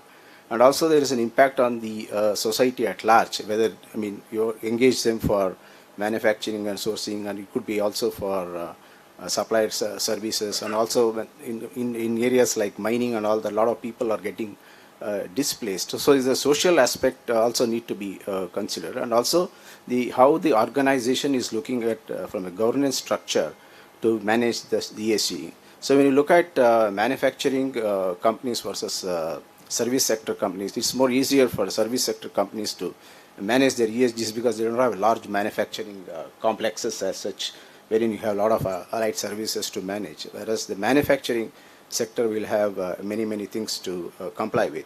So from a regulator perspective, they were not able to identify or measure to what extent is really things are happening, and whether it is impacting positively the environment, impacting the society at large positively, etc. Whether the right kind of governance structure is there. That's how the regulator also is, tightening the belt in order to see that the companies comply with enlarged or enhanced requirements. So this is about a brief, few slides on how this ESG is being looked at from a regulator perspective and also the stakeholder perspective.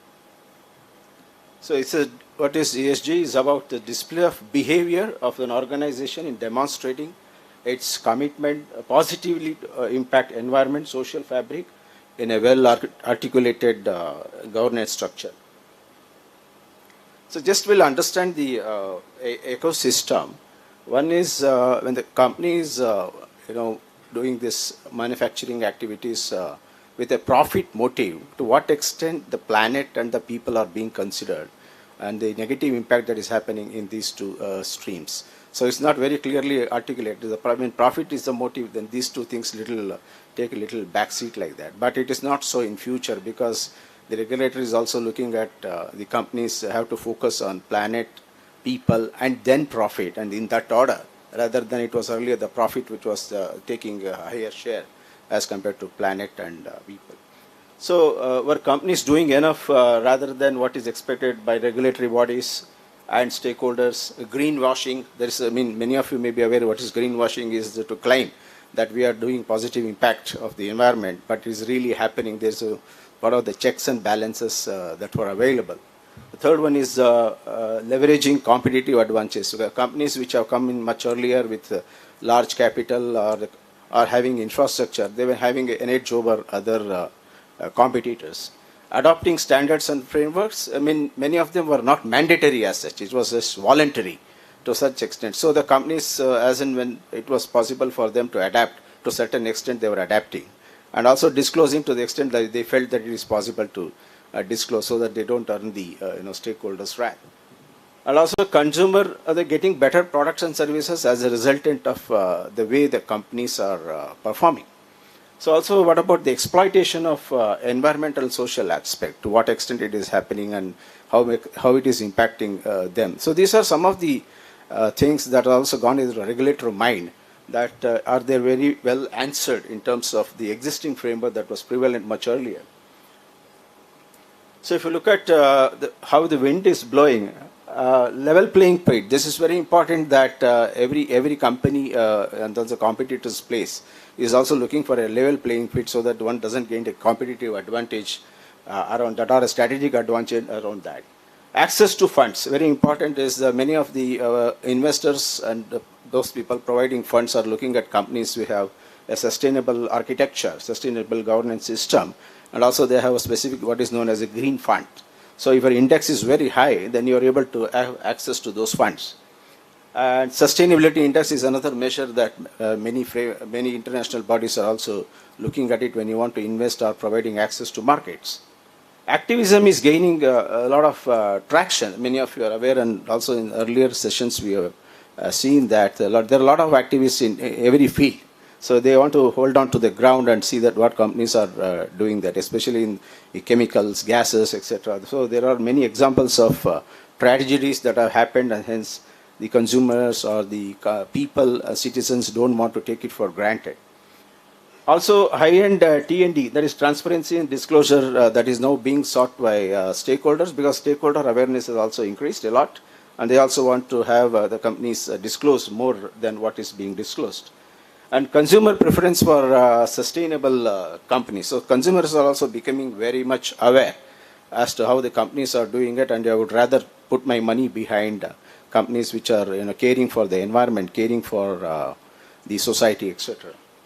Going global, enhancing the footprint. This is not going to be very easy, because the collaborator or the markets are themselves looking for companies which have a very strong ESG structure.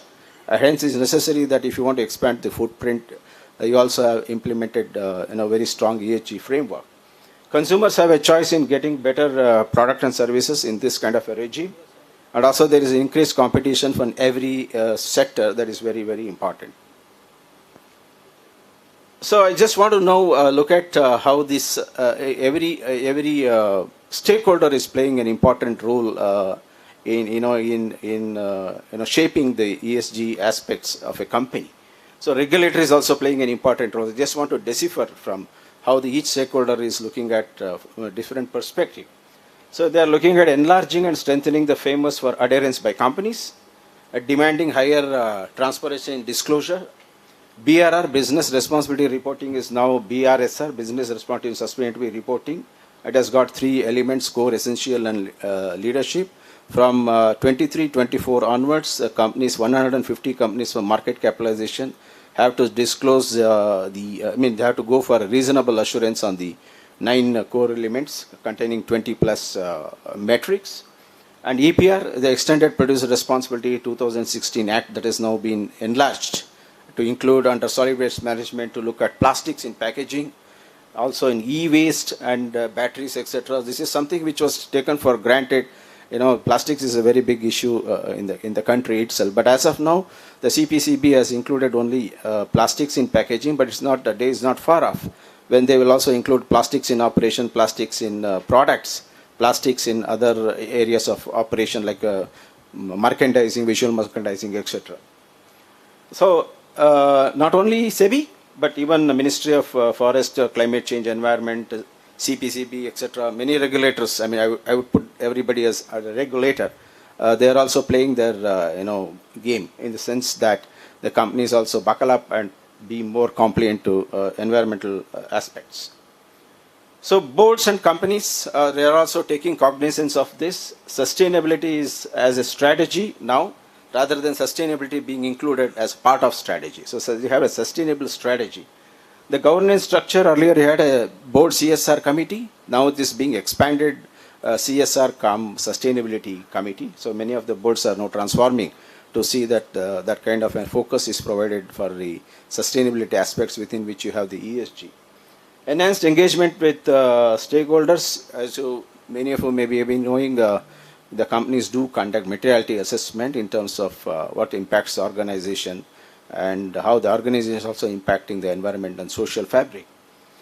Single to double materiality analysis, that's what I just now mentioned about it. And also building competencies and capabilities, because when these requirements are coming in, the companies also have to look at capabilities available within the system, and hence a lot of people with such unique capabilities and competencies are also being brought in to see that this ESG disclosure and sustainability aspects are properly understood and implemented across the organization. A lot of tech platforms, that sprung up. They are also available now for monitoring at the entire organization, because humanly it's not possible to do an Excel sheet spread out to look at many aspects and measures and metrics around the ESG areas. And hence tech platforms are available. And also it is necessary for the company to see that the brand erosion does not happen, because any small incident can really take away the company's wealth in terms of market capitalization loss, and hence brand erosion, etc. Recently also saw that one company also losing a lot of brand erosion because of one particular incident. So it can happen even in the ESG space, and it's necessary that the companies also take cognizance of the requirements from different stakeholder perspective. What about the stakeholders? Different stakeholders have have expressed the needs and expectations from the companies. Just want to have a few of them. The consumers are looking for better products and services, definitely with an ESG approach to see that the companies deliver better product and services at a right price. Suppliers also looking forward to sustainable relationships, because it's not just the companies which need to be sustainable, but even the suppliers also need to be sustainable, especially in the EPR space. Even the suppliers are exposed to CPCB. So it's necessary that they also fall in place, and the companies are expected to work with the suppliers who are also sustainable. Consultants enabling adoption and support to frameworks. A lot of consultants have come in, a lot of tools have come in, a lot of platforms have come in. So it's necessary to look at from those angles. There are a lot of innovative ideas in energy, water, plastic, some of which you already heard in the earlier sessions. Many are happening, and there are a lot of agencies and companies who are able to provide alternates to plastics, alternate to energy issues, alternate to water issues, etc. And employees, there is a lot of awareness built up among the employees of companies, and especially today's youth are also looking at companies whether they're adopting and adapting to environmental and sustainable practices, and hence they are also like an insider activism. I would say that. I mean, they are also demanding that the companies adopt good practices. So there is a lot of awareness among employees, and hence supporting practices in sustainability space. There's a lot of increasing competition coming up, and also it is being used as a driver. I mean, many companies which are implementing such sustainability practices are also highlighting to an extent that how the companies are caring for the environment and social fabric. So I just want to come to the specifics, what's happening in different companies, because I also go to many companies for sustainability assessments. Just a few listing out of some of the areas. Energy means already many people have spoken about it. There's a lot of RE push happening in companies to go for renewables and reduce the impact from the grid energy, because a lot of carbon emissions are happening. There are a lot of energy projects, enercons, running within the organization to reduce the consumption of energy. It could be fine-tuning of the machines, it could be star-rated machines, etc., like that. Tech adoptions, Internet of Things, artificial intelligence, etc. A lot of things are happening in this space, and it is really helping to reduce the energy consumptions. There are a lot of collaborative efforts happening in the external space. Carbon capture is another area which companies are investing and focusing to reduce the impact. Green manufacturing, I mean, this is a buzzword today that many companies want to look at what is the green manufacturing, what is a green product, it's like that. So companies are looking at specific areas to reduce the impact on environment. Platinum 5-star rated buildings, companies are investing in having very green buildings that are rated to platinum plate or the 5-star Griha rated, and also employees are also able to feel the difference. Air-cooled systems instead of air conditioning systems, there's a lot more happening, and companies are not now looking at air conditioning but air-cooled systems, and this is working out well. Carbon footprinting is an exercise which is now being used for developing abatement strategies. EV vehicles, many companies now switched over to EV vehicles or provide incentivization to the people, I mean employees, to buy EV vehicles. So many companies are looking at it. And water, zero land discharge, many companies are adhering to this, and also even some of the state governments, pollution control boards are not allowing companies to discharge water. Hence, this itself has become a law, and hence that is being leveraged by companies to develop how water can be internally used without any discharge. Reduced usage in domestic processed water, a lot of recycling is happening. Smart systems are being used in canteen, toilets, and many other places to see what's happening, what is the consumption, how can we reduce, how to build area around that, etc. Investments in creating cisterns and sums, because water has been now all along taken for granted that it's available, but no longer it is so. So companies are investing in large sums, large cisterns, etc. Use of STP, ETP, recycle for water for canteen, washing areas, reusing of potable water for gardening, rejuvenation of lakes, check dams, watershed projects in the societal place. So a lot of work is happening also in the water space. On solid waste management, zero landfill is one of the focus areas.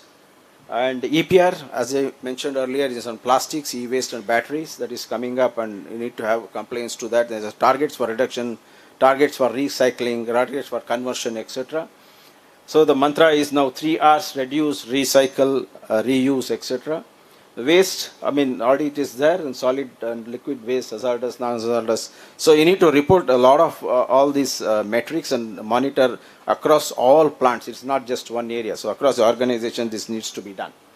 On a social aspect, environment impact assessment is something which was earlier given a go-by, but now no longer that is possible. The companies also have to now do environment impact assessment. It's necessary. Ethics, that is going beyond the boundaries, zero tolerance. It could be tier 2, tier 3, it could be franchisees, distributors, warehouse, suppliers, etc. It's not no longer within the organization. The organization has to enlarge the fabric of managing, monitoring this ethics beyond the boundaries of the company. Suppliers, the partnering for progress and to see that they also fall in line in the sustainability route. DEI, diversity, equity, inclusive, that is getting the required push, and policies around bribery, money laundering is also getting in shape. Many companies did not have policies around that, and that is also coming into place. Yeah. So that governance aspect, transparency and disclosure is the focus now at the board level. So developing ESG roadmap. As I said earlier, the CSG is now the CSR is now the CSR cum sustainability committee. The ESG roadmaps are being laid out, and there is a structural reviews happening for monitoring and reviewing the progress. Reports, as I said earlier, it is BRSR, integrated report, CDP, etc. That is also being looked at. And there is a comprehensive risk management, which was earlier more of financials, is now also looked at from environmental aspect and social aspect, etc. So the fabric of risk assessment is also, includes the ESG aspects. Can we summarize in about 5 minutes? No, it's coming to the last slide. So ESG disclosure is not something, it's a choice that you have. So you just create a positive impact on ESG, and to be successful is no longer a choice, but an imperative for organization. Thank you. Only one question comes to my mind from you, that this is taking place in a fragmented manner. Do you think that there is a need for a central regulation or a law, comprehensive law about this, so that one can follow? And I think the current state is that it's quite structured, and it is giving a glide path for companies to adapt to various regulatory requirements, whether it is on ESG, whether it is on plastics, whether it is on other areas. So it is now going on, and companies are now adapting. No, plastics are very vague area, because I don't think they are following the now it is becoming stronger, because now 25, 26 onwards there are targets for recycling, and there 26, 27 onwards there is targets for conversion, etc. Okay. So it's going in the right direction. Okay. You also need to give time to companies to change over. It's not easy, because even in the external world, there are not many companies who are going to provide this conversion and recycling and reuse facilities. Also, that unorganized industry also have to develop and come to a little more organized way to support the company's targets and requirements. So it will take time. Okay. So right now it's an unorganized sector. Thank you. Thank you, sir. Thank you very much. I have a question. Following up what Mr. Bajaj said, suppose two companies, ESG, as you said, is imperative now. We understood that. But following his question, suppose there are 3-4 companies. Everybody says that we are following ESG. Yep. We have a chartered financial assistant or something like that, vice CFA. So how do you assess which company is doing better than the other company? So There's no way. for this, the report, BRSR is the report which we need to look at and study very clearly. So even the companies have said that we have this policy, we have this framework, we have this strategy, etc. All that has to be now reported to BRSR, Business Responsibility Sustainability Reporting. And from next year onwards, top 150 companies also have to go for reasonable assurance, because now you may claim that we are doing this, but we don't know whether it's really happening or not. So you need to have a third-party assurance that is going to happen. So year after that, later they will increase to essential, maybe later to leadership as well. So over a period of time, I see that BRSR is going to be completely, you need to take a third-party assurance. So from that, you will definitely know that whether there is a traceability that's really happening or not. Suppose there are 2 or 3 companies, they have gone to the stock market, and you want to buy a share of one of the companies. How will you decide who is doing better in ESG? This report has to be studied in depth and understood. I mean, BRSR is the report. So it's not an easy method. No, it's not easy method. It is not an easy method. One has to have an understanding of how to go through these reports. Very, very important. It may appear a little complex now, but over a period of time, I think when the awareness gets built up, many people will be able to look at it. Yeah. Thank you. Thank you. I think we can discuss this during the dinner time. Sure, sir. Thanks. Yeah. We have a limitation of time. May I now invite Mr. Manoj to address, and I would request you to touch upon the important issues, and so that time saving is there. Good evening, everybody. So as an electricity and carbon market solution provider, I just want to touch upon the key challenges faced by industry for renewable energy generators, and as a CNI clients. So like a renewable energy generator has three products. One is electricity, REC and carbon credits. And on the buying side where the demand is coming is either from the voluntary angle or like a compliance angle, they are having like a buyer, those who wants to procure the renewable energy, REC or the carbon credit. Now it will depend upon the disclosure whether it is voluntary or some compliance part, that into which format they want to go. So what practice or solution we are offering, like some portion they are covering from the renewable energy sourcing as a PPA, like a third party captive or from power exchanges, and then RPO obligation. Then whatever is coming to them, they are sourcing the REC or a IREX from international market as a voluntary disclosure, and they are reporting into the compliance report. So this is a general trend which is being adapted by the industry across the world, and it is acceptable as per the compliance report, equity partners, or like a this portfolio managers. Thank you. Any questions from the audience?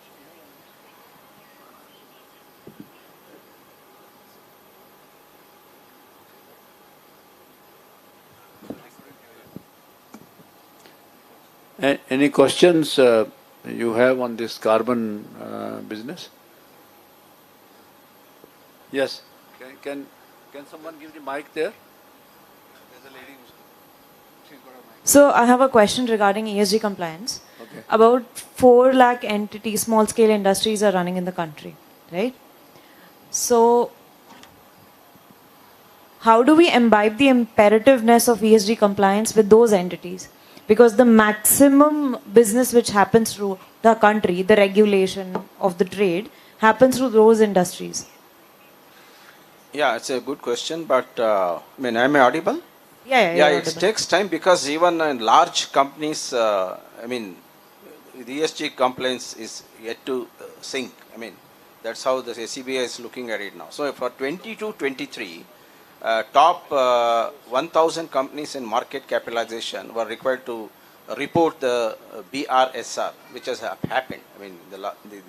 The completed financial year. The next year, that is 23-24, when it is completed, top 150 companies have to go for reasonable assurance on the core principles and the metrics associated with the core principles after the year is over. So top 150 companies will have to go that. Next year after that, another 100 companies are going to be added. So now the focus is on the large companies, large in the terms of market capitalization. Over a period of time, SEBI is, I think, going to bring in a lot of companies under its belt. And also, a couple of years down the line, even the supplier sustainability aspects in the value chain is also going to be assured. So hence, the companies have to buckle up to see that the engagement with the suppliers also is a sustainable practices. So it will take little time because we have started a little late on these ESG aspects, and finally they will also fall in place, but it will take time. You know, EPI for last few years have been recognizing companies who have done very well in their particular sphere, generation, distribution, transmission, and Deloitte, they are our knowledge partner. So we asked him this year, unfortunately I couldn't do it, that we would like to also declare a winner in the companies on ESG compliance. Yeah. Deloitte says, sorry, we can't do it, The same, Exactly. That's why I asked you. No, sir, it is not an easy job. It is not. Needs a lot of... Deloitte has been our knowledge yeah. partner for so many years. I'm in touch with them always. Yeah. Amit Goenka, he says, sir, Mr. Asgupta, we can't do it. We don't have any. We need to go through this report in depth, and it's possible we can do that. I'll tell them, but this year we couldn't do it. We wanted to recognize them in our Power Award ceremony, which is going to take place tomorrow. It's a niche area, and the competencies are being developed in that sphere. Now, can we give the mic this side, this end?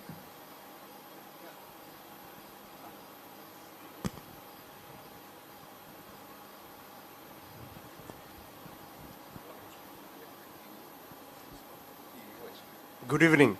At the onset, yes, the Companies Act 2024 has already given draft guidelines of rating companies based on ESG parameters.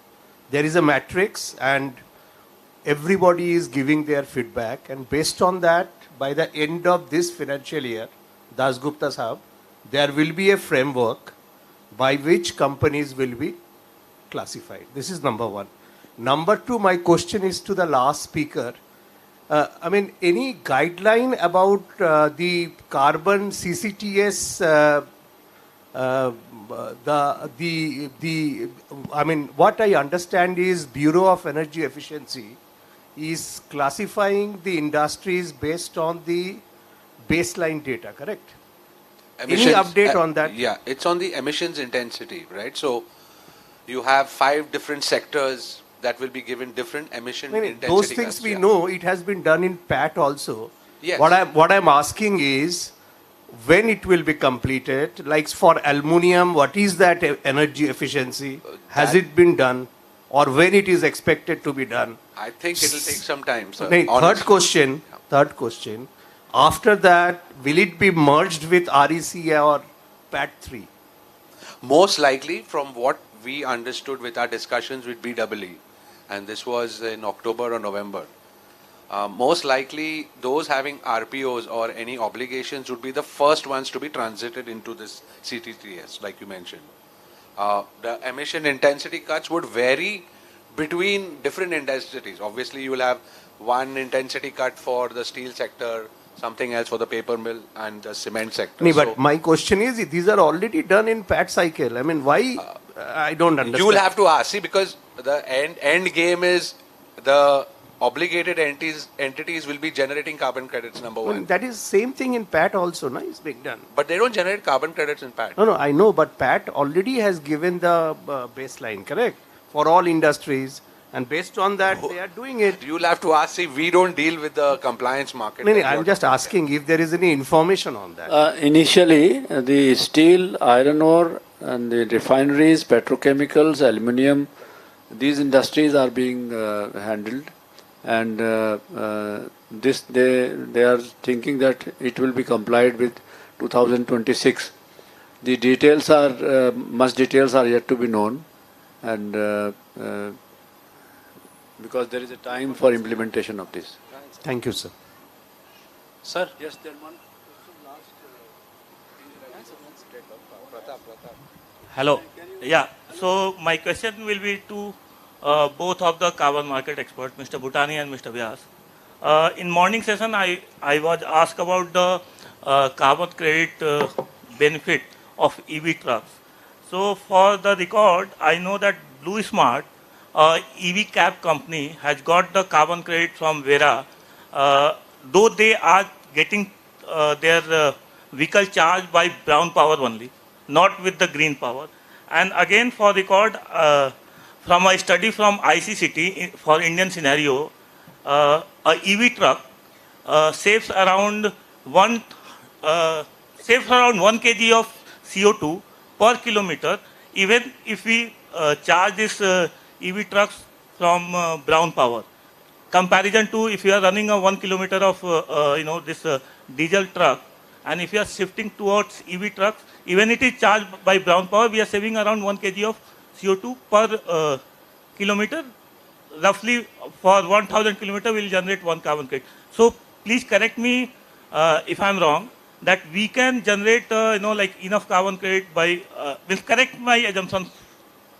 So like into the existing this Indian market, on the electric mobility side, the Blue Smart has got the carbon credit, but and also the Delhi Metro from the like same source of energy for both was a brown this power from the grid. But as per CDM Bible as a methodology, they are adopting energy efficiency. So even though the energy efficiency, we can register the project into Vera, CDM or Gold Standard Carbon Registry. So it can be done under the energy efficiency methodology. You are saying that we can prove that there is a emission reduction is happening, and then we can get the benefit of carbon credit even though we are getting power from the brown power. Yes, but to the scale. So like a Blue Smart is having like a 500 or 1000 car fleet. So you have to achieve that scale by getting the scale of economies of registering the project into any carbon registry. Yeah, that I understand. But in a principle, we can. Yeah, principally you can do. Thank you. May I now ask Mr. Bhutani to Thank you so much. It's a privilege to be here. I'll keep it short and sweet. I know we are way above time. I'll just leave you with a few thoughts on the carbon markets. There's also water credits. So we run the water markets as well. You get water credits for rainwater harvesting, groundwater recharge, ETP, STP, recycling, and so on and so forth. And somebody mentioned you're going to have plastic credits. We do have that. These are different forms of environmental attributes. But as our panel and experts before mentioned, we are not getting finance into this market. India, the world requires $1.7 trillion a year to transition away. That is a fact. We have always gone after the corporates to get us the funding. Money is not going to come from the corporates. In my opinion, the money is going to come from the private sector, the private financial sector. You're going to see hedge funds, impact funds, SDG funds. For them, it doesn't matter how green your project is. For them, it is an ROI.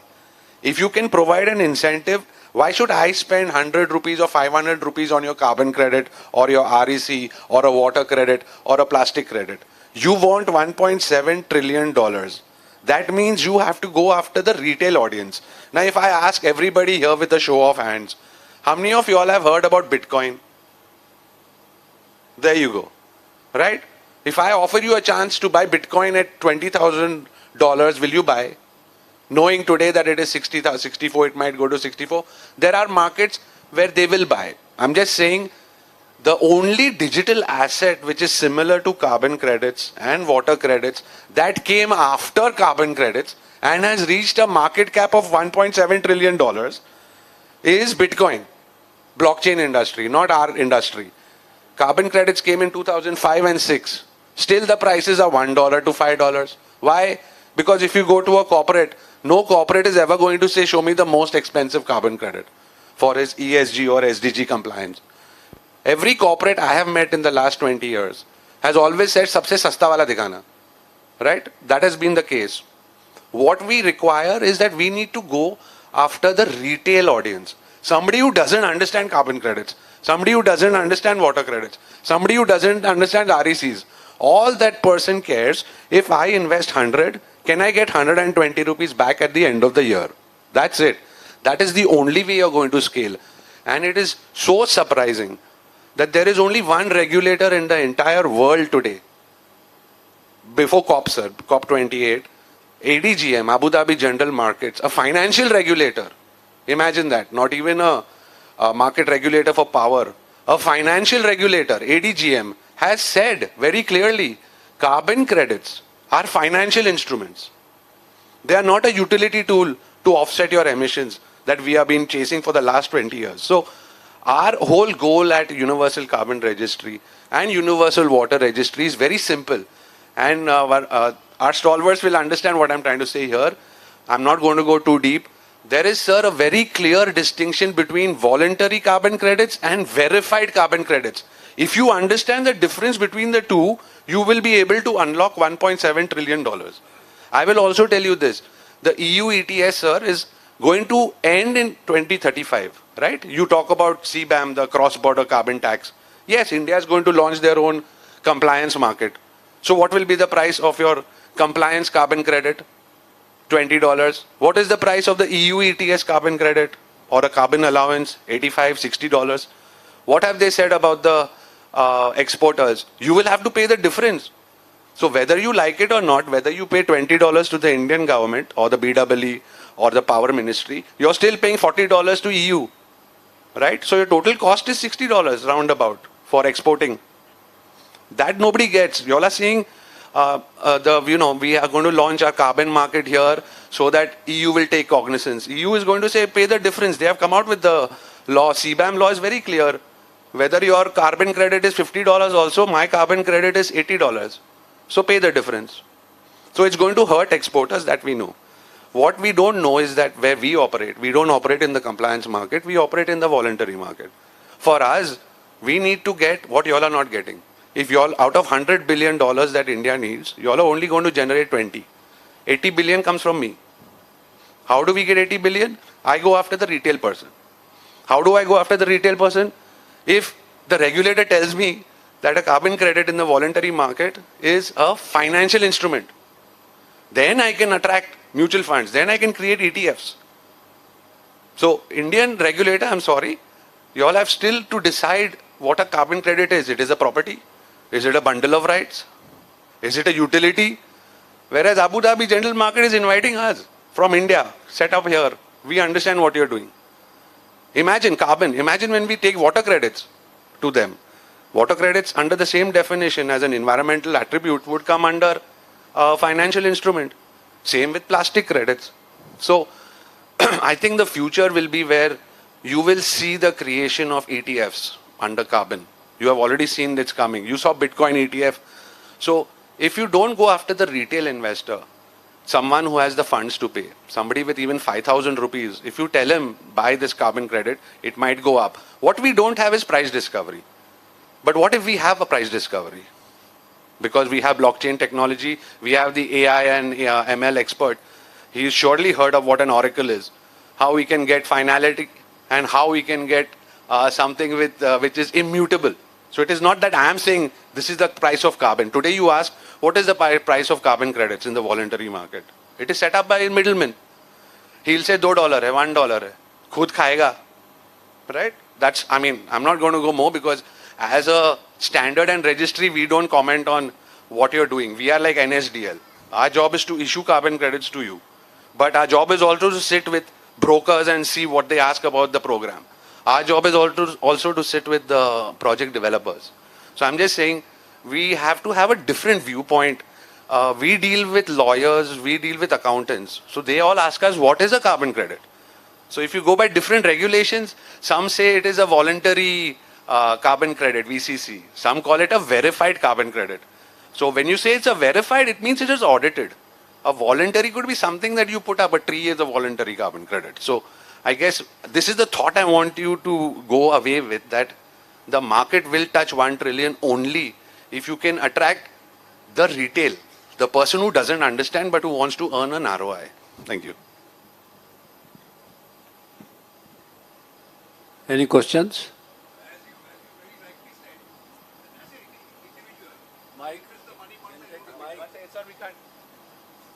He rightly said that as an individual, if I want to invest the money wherever it is, I want the return. I saw the news, I think the other day from Mr. Das, RBI governor. He's worried that the investment in savings bank account is going down because of mutual funds. I don't know what they're going to do now.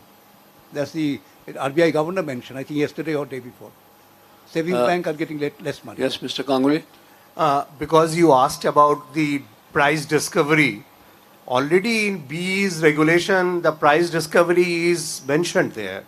And we have got a thriving power exchanges, you have got commodity exchanges. India has got market institutions.